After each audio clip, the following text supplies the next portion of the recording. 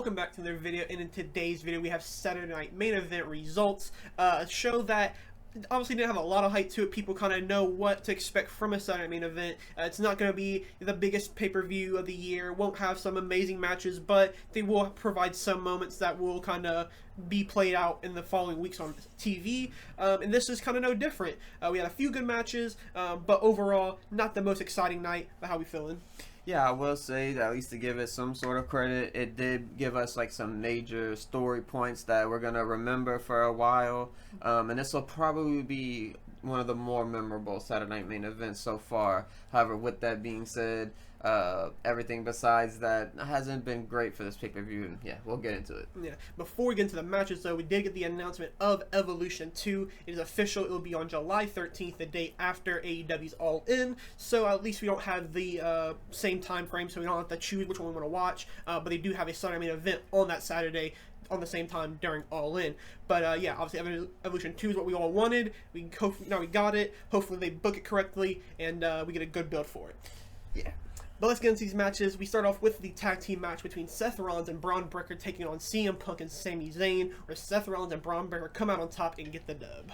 Yeah, this was a pretty good match. This was probably my favorite match on the night as far as the in-ring quality of it. It was not too much going on, but it's still just a very quality match. The people in it, you would expect it to be good with the people involved. However, the match itself isn't going to be what's talked about. It's going to be the ending of the match, the big reveal of the new third member of the new Seth Rollins faction, and that is Big Bronson Reed coming in after Seth Rollins and Braun Breaker get their big win here tonight.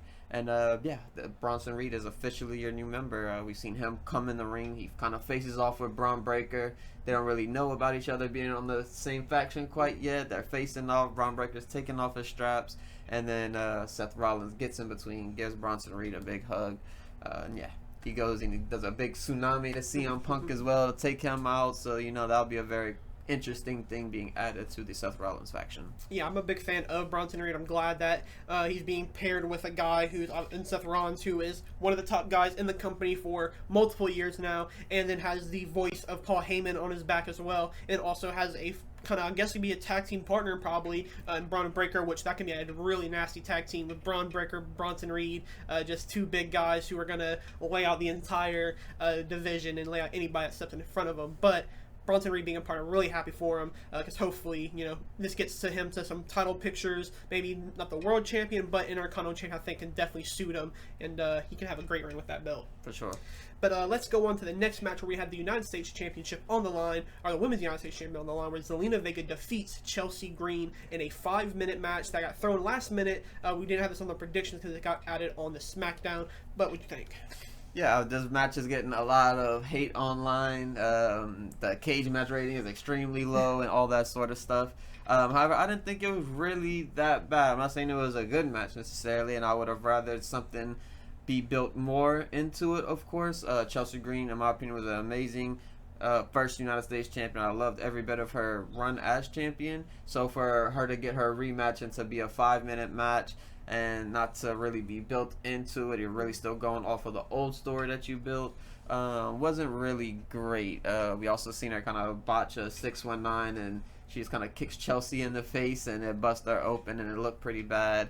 But I do think everybody's okay after that and everything. But yeah, the match was whatever. Definitely not a great one, though. Yeah, this is just an unfortunate case of, hey, we didn't have a women's match. Here you go. You've seen the complaints. And kind of thrown together last minute, but yeah, unfortunate that it didn't end well. Obviously, Zelina is still pretty fresh in this title reign. Not a glorious start, but I have hopes that this will get better throughout the weeks, and eventually, until she does lose it, I think she can turn it around, and hopefully by the end of it, you walk away saying like, hey, at least it may not have started well, but at least it ended well. No. But yeah, this match, not great.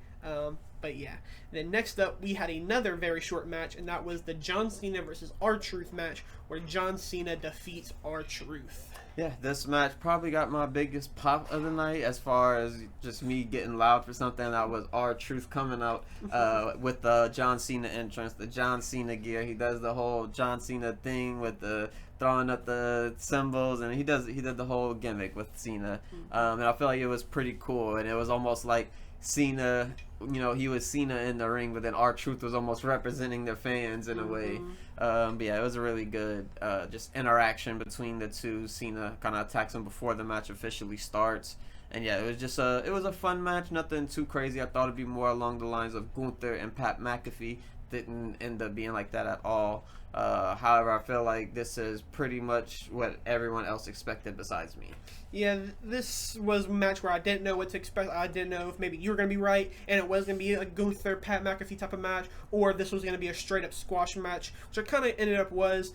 John Cena does the 5 moves of doom. He misses one move. R-Truth gets hit the 5 moves of doom and hits the A, doesn't get the pin. But then John Cena grabs the belt. He's about to hit him. He gives it to the ref instead, but then just to low blow him, which ends up giving him the big win. And yeah, obviously, didn't expect some type of 5-star classic here, but would have wished we got maybe a bit more time. I think R-Truth maybe being able to like, showcase what he's still able to do in the age he is. So wish it could have been better, but it is what it is. Didn't expect too much from it anyway. And then next up, we had Damian Priest take on Drew McIntyre in a steel cage match where Damian Priest does come out on top after a vicious ending. Yeah, pretty just, I would say, average steel cage match. Definitely wasn't a bad one, but it wasn't a memorable steel cage match that you'll remember for some time. However, as you mentioned, the ending, it was a brutal ending. We see Drew McIntyre at the start of the match. He brings in these 2 chairs. They don't really get used anywhere throughout the entire match until right at the very end, where we see Drew, he slams Priest's neck on one, and he goes to do the same thing they did at WrestleMania, where he puts the chair in the corner, goes to hit the Claymore on Damian Priest into the chair. However, Damian Priest gets out of the way. He misses, and Damian Priest hits him with the South of Heaven. He goes to escape, but he thought, not yet. And so he gets the one chair, puts it under Drew's face, gets another chair, and does a callback to his old mentor of the Judgment Day, Edge, and does a concerto to Drew McIntyre, taking him out. And yeah, apparently this is a way for them to write out Drew. He needed some time off to recover and maybe do some Hollywood things as well, has been rumored. But yeah, this seems like it's going to be the end of Drew for a while, and Damian Priest picks up the big one here. Yeah, I haven't been the biggest fan of this Damian Priest and Drew McIntyre. I think it's been fine. I think they did the best with what they got. This isn't, your main story of a SmackDown or Raw. This is just kind of something that we needed 2 guys to be doing on the TV show. Let's put them together, and they tried their best, and they did have a lot of good moments from this feud, but hopefully now that Drew's going to take some time off, hopefully this is the end. Damian can go, probably gets into the Money in the Bank match again, I would assume. Maybe has the right to defend, or I guess he lost it last year, so he wouldn't be the new Money in the Bank winner. But yeah, I think him going on to bigger and better things is probably the right call, and hopefully when Drew comes back, he can do the same. Yeah, for sure. And then before we get to the main event, we've seen John Cena cross paths with the World Heavyweight Champion Jey Uso, and basically says it would be interesting one day if when I do walk out with this World Champion, if a YouTuber were to walk out with yours as well. Obviously, John Cena kind of just playing on the entire, still trying to ruin wrestling, and even he understands that if Logan Paul were to win, wrestling is down in the gutter for real. So, yeah, kind of interesting segment, which would end up playing into the main event, which is Jey Uso defeating Logan Paul for the World Heavyweight Champion. Yeah, this match, it was pretty good, for everything, all things considered. They did get a "this is awesome" chance at one point during the match. But yeah, the main talking point once again is going to be the ending here, where John Cena pulls out the referee, starts attacking Jey Uso. Looks like, maybe Logan Paul is going to get that win. Logan Paul seems to be a little confused by what's happening. He's kind of looking at John Cena help him, like, what is happening? Why is John Cena helping me right now? However, that doesn't last too much longer, because Cody Rhodes makes his big entrance and return here. He fights off Cena, fights off Logan Paul, and yeah, we see them walk out down the ramp. We see Cody Rhodes come in the ring, get the mic, and he tells them, we're doing a tag team match at Money in the Bank.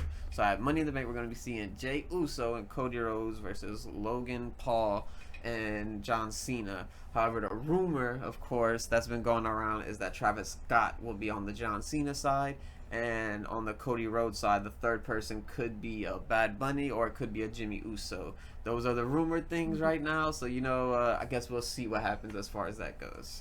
Yeah, as for this match, though, kind of just was a whatever match. I didn't expect nothing crazy from these two guys. Obviously, not the best in the ring, but they did have a very solid match, a very just, like I said, solid match. So, yeah, as for the Cody return, obviously that's huge. He's kind of been missed very much since WrestleMania, so him back on TV, probably back on SmackDown, will be something out on SmackDown that is very much needed right now. And yeah, the tag team match, it's whatever. I don't really care for it really, but it is, I guess, a big money match for the WWE to throw on Money in the Bank. So it's a good way to have all 4 men involved with them not being in the actual Money in the Bank match itself. Yeah, for sure. But yeah, what was your favorite match though from the night? Probably, I'll say Seth Rollins and Braun Breaker versus CM Punk and Sami Zayn. It's probably the best in-ring quality match. I really enjoyed it, and then you also got the ending with Big Bronson Reed and everything as well. So that's probably my favorite moment. Yeah, but that would do it for our results and reactions to Saturday Night Main Event. Let us know what you guys thought about the show down in the comments below. If you enjoyed this, don't forget to like and subscribe, and we'll catch you guys in the next one.